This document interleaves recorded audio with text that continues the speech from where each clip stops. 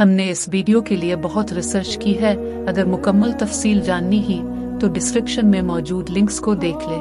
जैसे ही हजरत उस्मान मुसलमानों के तीसरे खलीफा बने, एक ऐसा मसला खड़ा हुआ जिसने पूरी उम्मत को पहली बार टूटने के करीब पहुंचा दिया।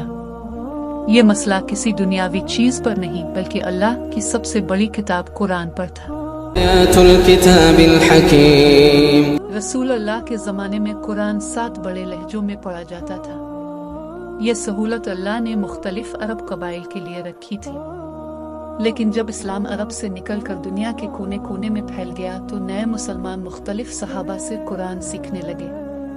मसला ये हुआ कि वो अपने उस्ताद का लहजा ही असल समझने लगे और दूसरों को गलत कहने लगे।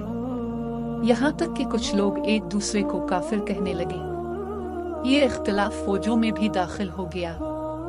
आज़रबाईजान की जंग के दौरान मुसलमान सिपाही नमाज के बाद आपस में झगड़ने लगे कि कौन सा कुरान सही है।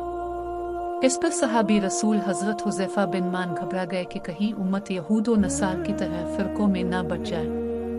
वो फौरन मदीना पहुंचे और हजरत उस्मान से कहा, अमीरुल मोमिनीन, इससे पहले कि ये उम्मत भी यहूदियों और ईसाइयों की तरह अपनी किताब पर बट जाए, इस मसले को हल कीजिए।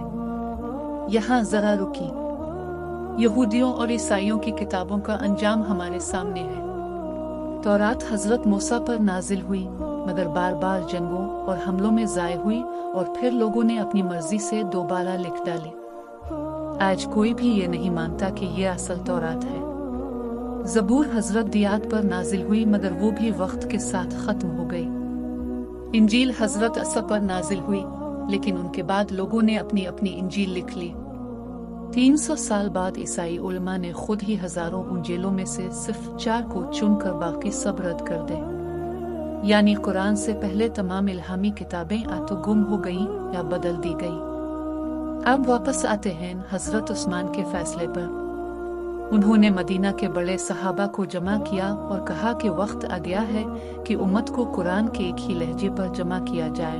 वो लहजा जिसमें कुरान असल में नाजिल हुआ था, कुरैश का लहजा।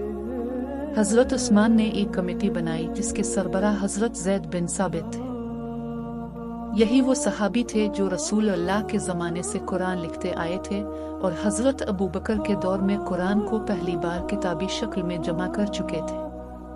हजरत उस्मान ने वही नुस्खा हजरत हिफ्सा उम्मुल मोमिनीन से मंगवाकर उसकी बुनियाद पर एक नया नुस्खा तैयार करवाया।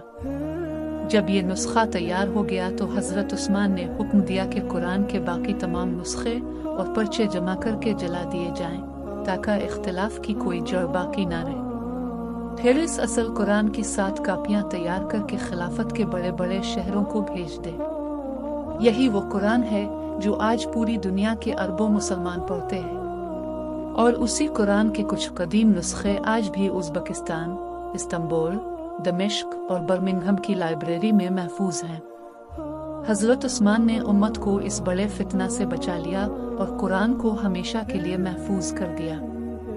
आज दुनिया की कोई ताकत कुरान की असल पर शक नहीं डाल सकती।